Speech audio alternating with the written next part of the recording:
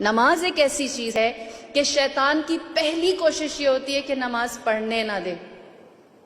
پڑھنے نہ دے سے مراد اول وقت تو ڈراپ ہو جائے، اور اگر اول وقت نکل جاتا ہے تو اس کے بعد جتنا ہو سکے نماز کو تاخیر میں ڈیلے کرتا جائے یہاں تک کہ نماز چھوٹ جائے. اور پھر اس کے بعد اگر کوئی نمازی بے ہر طور نماز پڑھنے کے لیے شیطان کو شکست دے کر کھڑا ہو جاتا ہے تو آپ کے سارے بھولے ہوئے کام وہ آپ کو یاد دلانے آتا ہے، جو کچھ بھول گئے ہیں. اور ایک چیز جو حدیث کے اندر ہے، جب انسان اپنی سوچ کے اندر اپنے افکار میں نماز میں متوجہ ہوتا ہے اور شیطان اس کی کنسنٹریشن کو کہیں بریک نہیں کر سکتا، تو جانتے ہیں پھر شیطان آخری حربہ مومن کے لیے کیا استعمال کرتا ہے، جو ہو سکتا ہے آپ میں سے بہت سو نے فیس بھی کیا ہو یا اس کو نظر انداز کر گئے ہو، اگنور کر دیا ہو کہ یہ کوئی معمولی سی چیز ہے. شیطان آتا ہے اور اس نمازی کو کس کرتا ہے، چومتا ہے اس کو. اور جب چومتا ہے نماز کی حالت میں چومتا ہے تو کیا ہوتا ہے، اس جگہ پر کھجلی آتی ہے اور توجہ ٹوٹ جاتی. حدیث ہے، آتا ہے وہ مومن کو تنگ کرنے کی اتنی کوشش کرتا ہے کہ میں کہیں سے اس کی کنسنٹریشن کو ختم کروں، وہ کہیں اور متوجہ ہو جائے، کچھ دیر کے لیے ہی صحیح غیر خدا کی طرف دیکھے. اور دوسری چیز، قوم بنی اسرائیل، ایک نوجوان تھا جس نے اول وقت نماز پڑھنے کے لیے مسجد جانے کی تیاری کی، اپنے گھر سے نکلا، مسجد کی طرف گیا، راستے میں ایک جگہ بارش ہو رہی تھی اور وہ گر گیا، اس کے کپڑے نجس ہو گئے. واپس آیا، اس نے کپڑے چینج کیے، دوسری دفعہ نکلا، فجر کا وقت تھا، نماز نکل رہی تھی، لہٰذا وہ دوسری دفعہ جب تیار ہو کر آیا، جیسے ہی اس جگہ پر پہنچا جہاں پر بارش تھی اور کیچڑ تھی، دوبارہ گر گیا. تیسری دفعہ جب کپڑے چینج کر کے وہ اسی جگہ پر آیا تو اسے یہ دیکھ کر بہت حیرت ہوئی، وہاں ایک انسان پہلے سے موجود تھا جس کے ہاتھ میں روشنی تھی.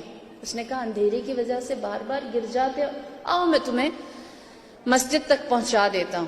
لہٰذا شیطان نے اس نمازی کو مسجد تک پہنچایا. نمازی خوش ہوا، کہنے لگا کتنا اچھا انسان ہے، اس نے میری نماز کامل کرنے کے لیے روشنی کا بندوبست کیا. مسجد پہنچے، کہا تم بھی ساتھ آؤ، دونوں ساتھ چلتے ہیں. تو اس شخص نے جو روشنی لے کر کھڑا ہوا تھا، اس نے کہا میں نہیں آ سکتا مسجد کے اندر. اس نے وجہ پوچھی، کیا وجہ ہے؟ تو کہنے لگا کیونکہ میں نماز نہیں پڑھتا.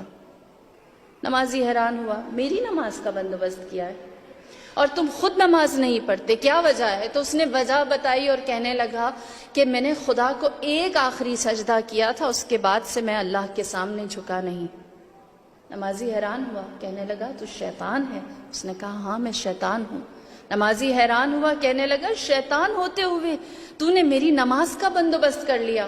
تو پھر شیطان نے سارا احوال سنایا اور کہنے لگا کہ تو اول وقت نماز نہیں پڑھتا تھا، نماز فجر نہیں پڑھتا تھا، جماعت کے لیے نہیں جاتا تھا. آج جب تو اپنے گھر سے نماز کے لباس میں باہر نکلا ہے تو میں کیچڑ والی جگہ پر کھڑا ہو گیا تاکہ میں تیرے کپڑے گندے کر دوں. اور جب تمہارے کپڑے خراب ہوں گے تم واپس چلے جاؤ گے، اور جب واپس چلے جاؤ گے تو تمہاری جماعت نکل جائے گی. لیکن تم نے کیا کیا؟ ایک دفعہ پھر کوشش کی. اور جب ایک دفعہ پھر کوشش کی، غور سے سنیں، سٹرگل آپ کی اللہ کے نزدیک کتنی عزیز ہے. کتنی ایسی چیزیں ہمیں موٹیویٹ کرتی ہیں کہ ہم دل و جان سے اپنے سارے امور کو چھوڑ کر اللہ کی جانب راغب رہیں. شیطان کہتا ہے کہ جب تم نے کپڑے چینج کیے اور تم دوبارہ مسجد کی جانب آنے لگے تو اس وقت اللہ نے عرش سے زمین پر ملائکہ کو بھیجا اور کہا کہ میں نے اس شخص کے اور اس کے اہل و عیال کے تمام گزشتہ اور آئندہ گناہوں کو معاف کر دیا. کہتا ہے کہ جب میں نے یہ دیکھا کہ تمہارا مسجد میں نہ جانا اتنا مشکل، شیطان کے لیے مشکل تھا، لہٰذا میں نے دوبارہ گرایا کہ کم سے کم اس کو تو کچھ حاصل نہ ہو.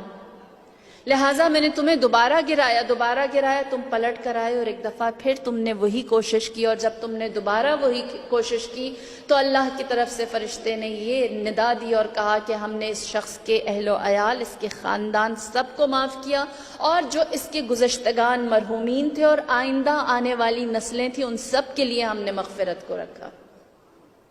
وہ کہتا ہے شیطان کہ جب میں نے یہ دیکھا میں نے سوچا اب تیسری دفعہ یہ کہیں گر نہ جائے. اگر یہ گر گیا تو ہو سکتا ہے خدا پورے شہر کو معاف کر دے. اتنی بڑی معافی سے بہتر ہے کہ یہ اب نماز کے لیے چلا جائے.